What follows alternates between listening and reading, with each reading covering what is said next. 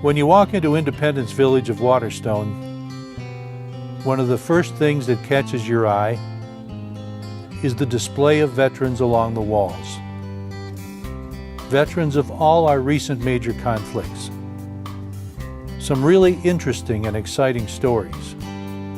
Stay with us on My Life to hear more.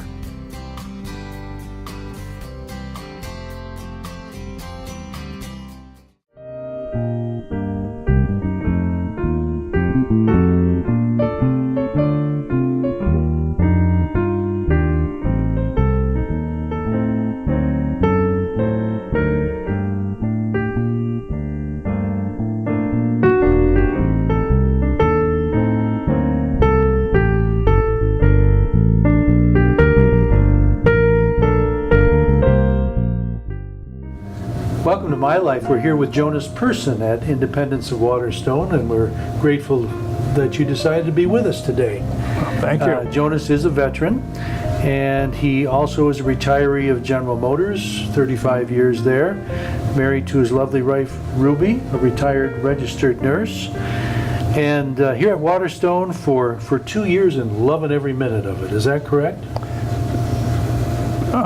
Pretty close. Because I love the area.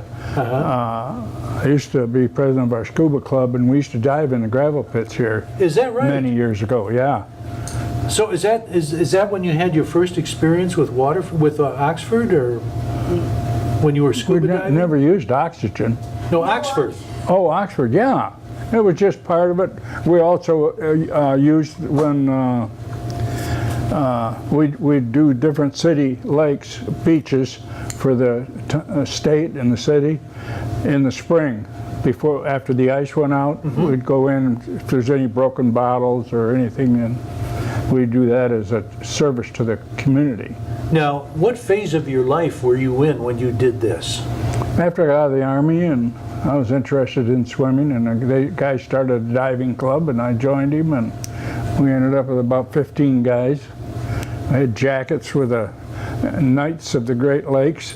That's what we were called. And I had a knight with an air tank on it. I drew that all up, put it on so they could sew it on the jackets. But I really enjoyed that, but I had to give it up. When did you give it up? Well, I come close to drowning. When was that? I don't know. I was diving. I had a problem with the regulator under the ice. We had a couple dives under the ice, and so I had to hold my breath and come back up, and thought it must have been a chunk of ice got in it or something. I made excuses, which is stupid. So in the spring we're going to go look for a boat, and I forget what lake it was, big one, and I get down to 70 yards, and all of a sudden I get a flush of mouth water. But anyway, I held my breath and came up and come out of it and learned a lesson. But I enjoyed that. I enjoyed diving a lot. And I was president of the club for a while. I designed the thing on the back of the jackets, and everybody liked them. You're a lifelong member of the Elks, too, aren't you? Yes. 1947, I think, because it was before I went in the Army. Background there. It was before I went in the Army. A guy named Bob Bidlin sponsored me, and his younger brother and I were buddies, so that's how I. But I kept my membership all the time. And I want you to think back for a moment. Where were you born? Pontiac. Whereabouts in Pontiac? I don't know. Maybe it was Pontiac Hospital, but. I mean, whereabouts did you live in Pontiac? Oh, in Pontiac, we're Wolf Street, near Pontiac Motor, and they rented a house there. And of course, my parents and my sister came from Sweden, so oh yeah. And in fact, this book, when we went to New York, we went into Ellis Island, and we found a guy with a computer system, and he took us back to when they came off the ship and checked in, and they wrote the name down as P-E-R-S-O-N. But our real name was P-E-R-S-S-O-N, Swedish. But my dad didn't want to make any argument. That's fine with me. And apparently the ship captain said, "I'll get you on the train to Pontiac. Once you get to Pontiac, then that's your responsibility." So they did, and their sponsor was waiting for them. And when they got there, they got the baggage together. There's no transportation out there, and they're 2.5 miles from the sponsor's house, so they had to walk it with a 2-year-old child who's my sister here. She's 93. She's 94. 94 now. She's still with us. Wow. She's down the hall. She's down the hall. She and her husband planned on coming here from Florida, and he passed away, and she thought if Ruben and I liked it well enough, she'd like it, so she moved in here. What did your father do for a living? He was a machinist at Pontiac Motor, and he died quite young. He was like 61. about 60-some or something. 61. Yeah, 65. Did you ever know your grandparents? No, not at all. No. All of our relatives, except for one uncle, was in Sweden yet. Mm-hmm. And they got back once to visit, but never got to know them. How much older was your sister than you? Oh, gosh, she's 94 now. I'm 87. So figure out the math. She was the oldest, and I was the youngest. I believe she's. We had it was her, and she had a sister that was a few years younger than her, and then the twin boys came. And Okay. So you had 2 brothers and a sister. I had one brother and 2 sisters. Oh, you had a twin brother? Yeah, Okay. yeah. I had one brother and 2 sisters. So by the time you were old enough to know what was going on, you had the sister who was a few years older than Yeah. you. What'd you think of her? Oh, she was the one that took care of us a lot, but my brother and I were hellions. I can remember. She would get so mad at us, and she was going to tell on us. And but we finally grew up. So did your mom and dad hold the reins pretty tight with you guys there in Pontiac? Well, pretty, but they were lenient too. I don't think they were really tight on us as far as behavior is concerned. She wanted us to do our schoolwork and stuff like that. And but I was the kind that went out and mowed lawns and made money, and it worked out really good for me. I got to buy my first car, and You were an entrepreneur of sorts, weren't well, not really, but I couldn't do anything else very well, so I drew a lot of pictures. I worked on old cars. you? Did your mom and dad pass along much of the Swedish heritage to you? Well, in a way, Christmas was a special thing, and she did a lot of preparing of foods for the Christmas smorgasbord, and it was she was very careful to take care of all of us. And Did you have a special church that you went to in Pontiac? yeah, St. John's Lutheran Church Okay. on Hill Street, I think it was, or something. Okay. I want to talk more about that as well as about the first school that you went to, but we need to take a break right now. We'll be back in just a minute.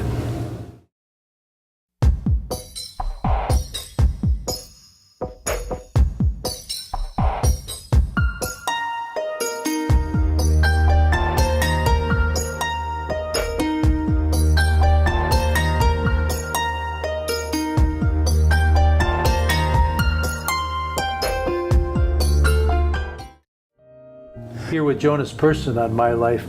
You were just starting to talk about your early days in school. Yeah. What school did you go to in Pontiac? Sarah McCarroll was a grade school, and I went to Pontiac, it was junior high school, Pontiac Junior High School.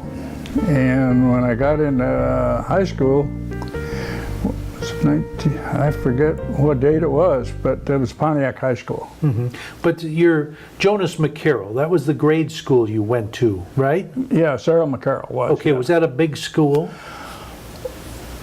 No, I don't think so. Went to Lincoln Junior High School. Sarah McCarroll was a grade school, and we didn't live too far away from that. And one class I liked the most was wood shop. Was that something you had a knack for? I guess so. I made the projects that they gave us to, and he was kind of a strict guy about, you better be on that line, and all this sort of thing. And I think it helped me a lot when I did stuff. I built, on our first home, I built a 2-car garage on it, and bricked it myself. Well, me and my buddy across the street, we built his first a car and a half, and then we come built mine 2.5 car. When you were in grade school, this would have been around the time that World War II was going on, Yeah. right? What are some of your memories of that? Well, I kept thinking, and it's a terrible, I feel guilty about it, but I kept thinking, if it lasts a little longer, I can go. You know? Well, there was quite a feeling of patriotism back then. Yeah. Oh, yes, absolutely. And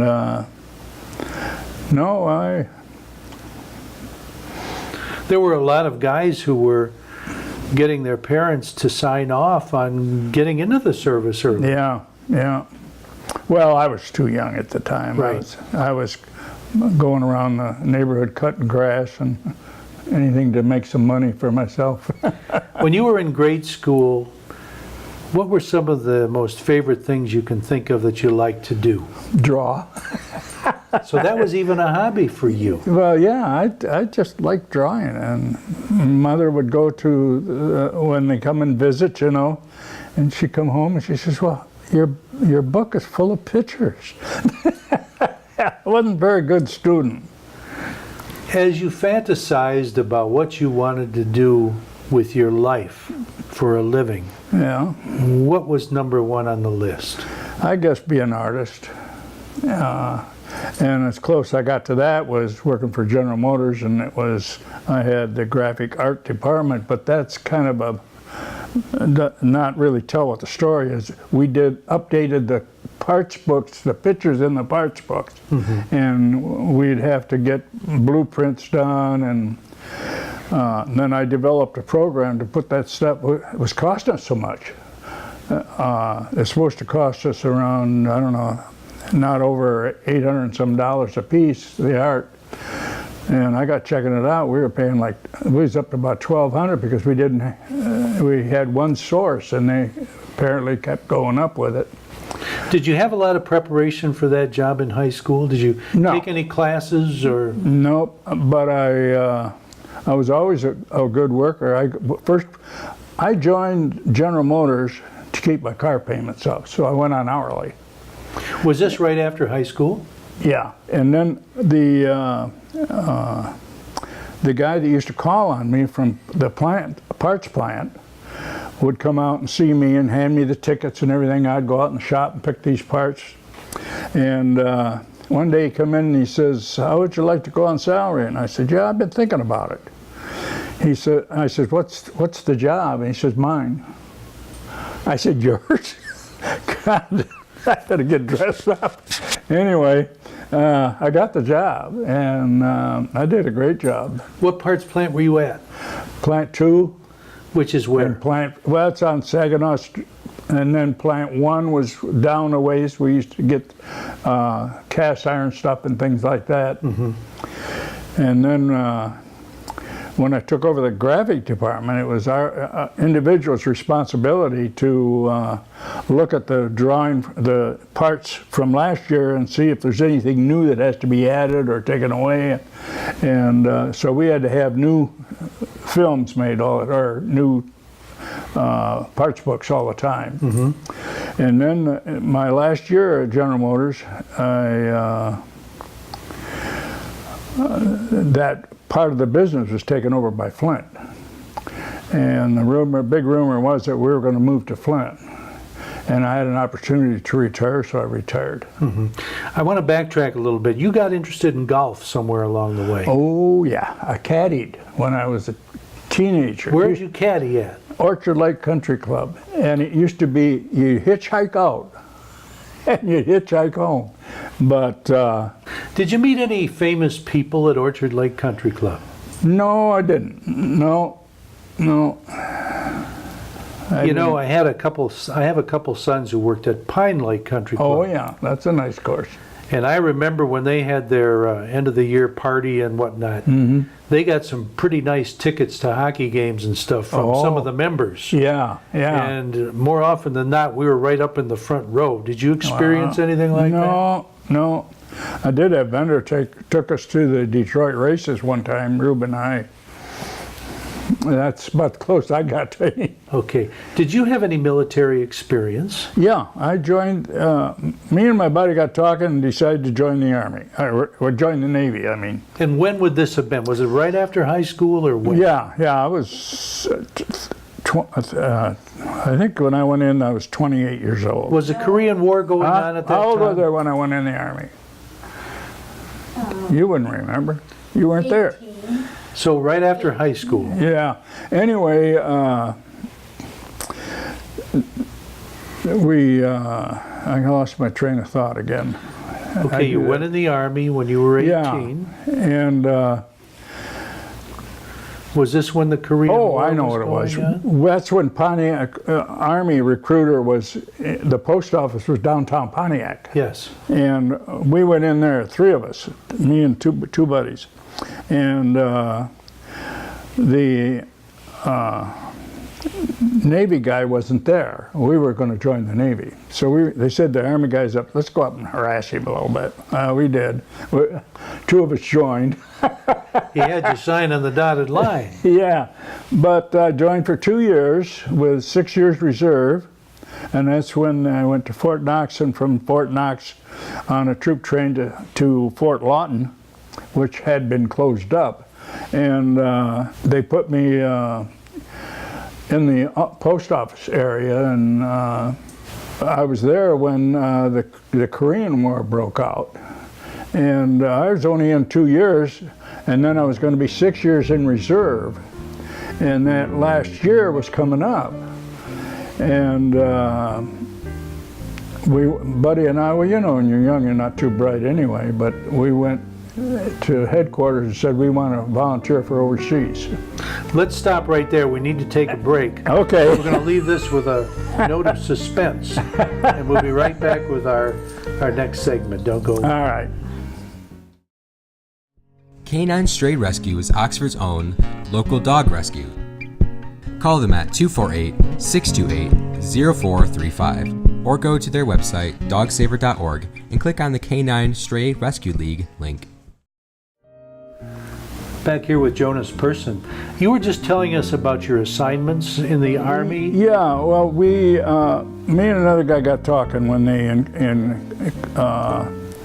the Korean War started, and said, well, look, if we're going to be everybody had a year added to their military service automatically. If you joined for 4 years, you were in for 5, and Truman did that, well, because he had to.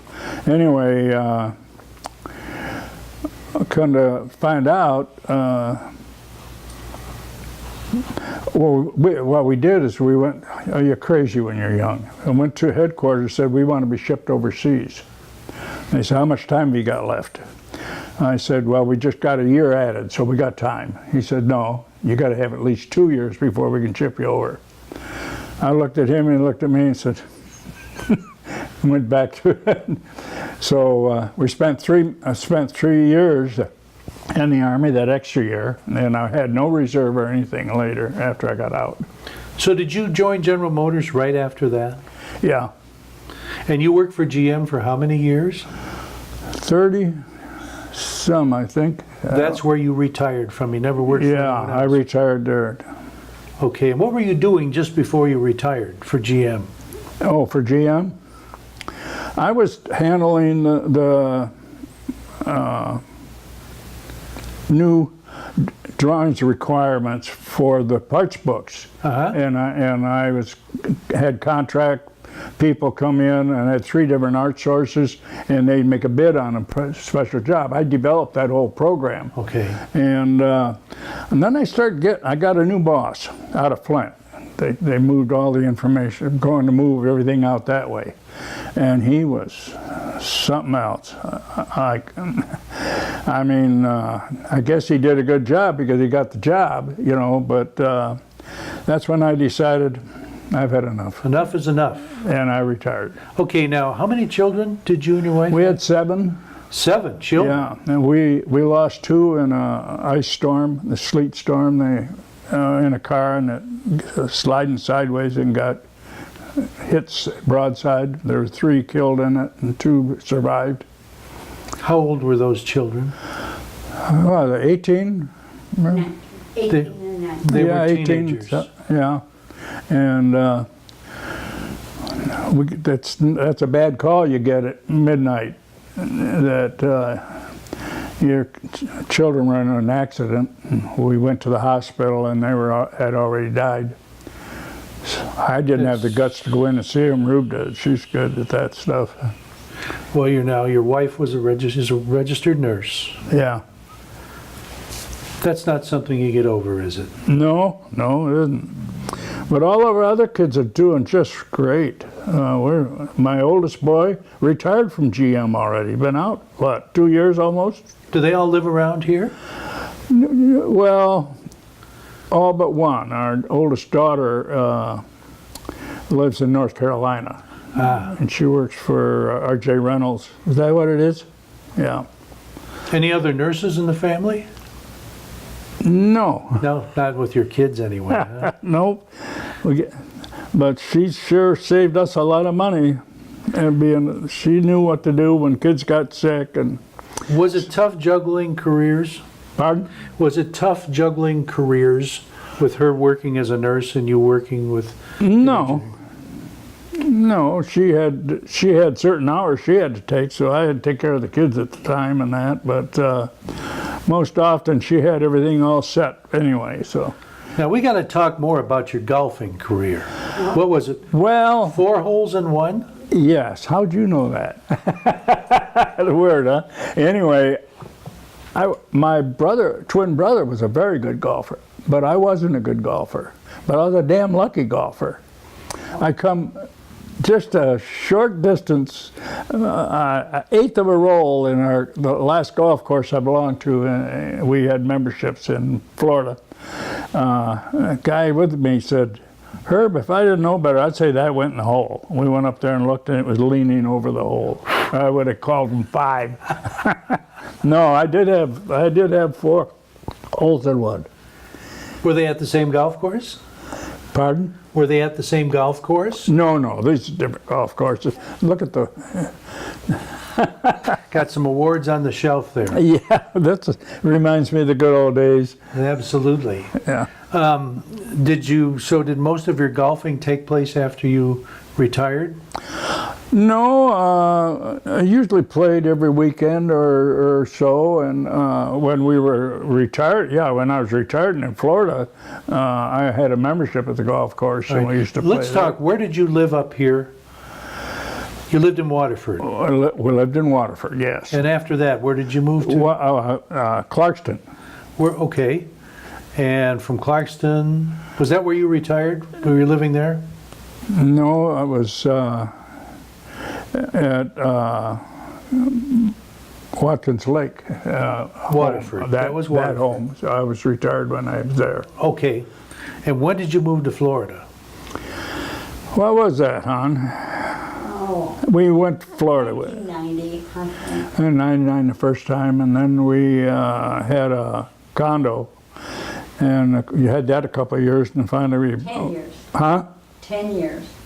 10 years. 10 Okay. years in a Yeah. condo. Yeah, and then we bought a home down there. Did you? So obviously you liked Florida pretty well. Yeah, we did. We really liked it, and would come up and visit. Well, we had a house here, didn't we? Yeah, Did Yeah, you keep for a a long place here time. for a long time? Yeah, yes. but that was really nice. But one day I hit a shot and I'm looking around and I'm on the ground, and I had back problems and I couldn't play golf anymore. Whereabouts were you living in Florida at that time? Northport. North Park, Okay, yeah. so what happened after that? Well, I got into painting a little more, and I really wanted to play golf, but I couldn't. I just couldn't do it. Yeah. So I had to give it up, give my clubs. Oh, I know it. I give my clubs to my oldest daughter and her husband, because they had a villa, and I said, just leave them in there, and somebody comes to visit you, then you got something. So they were right down there. Pardon? They were living in Florida as well? Yeah. No, They owned a villa, but they owned a villa. That's, Okay. Yeah. They had a But place they down didn't, there. they didn't stay down there that long. Well, tell me about your painting. Did anybody, is there an artist who inspired you at all? or- Well, that wasn't anything, that was the art department, but there was never any art involved. It's checking these new vehicles and how much change, and maybe all I have to do is drill a hole or something, you know. Right. But the art part, I've always liked to draw, and while I was going to working the salary, there was a group that went down to state, and I would go with them and go to life drawing down there. Oh, So, Wayne State. and I enjoyed that, but I drew a lot of this stuff at home. That ship, first oil I'd ever done. And I went to take classes, and she says, have you done anything? And I said, yes. I said, well, she said, bring it in, I want to see it. So I brought okay. it. So what I'm going to do is, I'm going to point to these pictures, and I want you to give me one sentence of what comes to mind about each one, okay? And while we're doing that, Russell's going to take a picture of those. Oh, okay. All right, so I see a painting of a chair with a towel over it. One sentence. Florida. That's where we were taking some classes in Florida. Okay, I see a picture of flowers right below it. That's some of the work I did at home. What inspired that? What made me go to that? I saw some of those like that, and I thought it would be nice to make a painting. I wasn't sure how good it was going to be. I see a picture of a ship, a sailing vessel. That's one of my first oil paintings I ever did. What made you want to paint a sailing vessel? Because I saw the calendar with that picture on it, and I thought, boy, I'd love to be able to paint that. And then a woman opened a class, and she opened a class, and she says, bring something in. I brought that in. She says, you haven't taken any classes before? And then she could pick out some of the flaws I had. But one question I always like to ask my guests is that if you could do it all over again, would you change anything? nope. I wouldn't change anything. I think I retired at the right time, and we've just had a great time in Florida, but we just got older and we got time to be near family, and most of our family's in this area. And besides, when you're living here, you don't have to mow the lawn. That's right. All right. You don't even have to sweep the floor if you don't want to. They'll come in and do it all. Jonas Person, we're pleased that you spent this time with us. Thank you very much. Yeah, well, I appreciate asking. I wasn't sure what it was all about. I was kind of had questions in my mind, but Well, I'm sure we rekindled some old memories. oh, you did, yeah. We'll see you next time.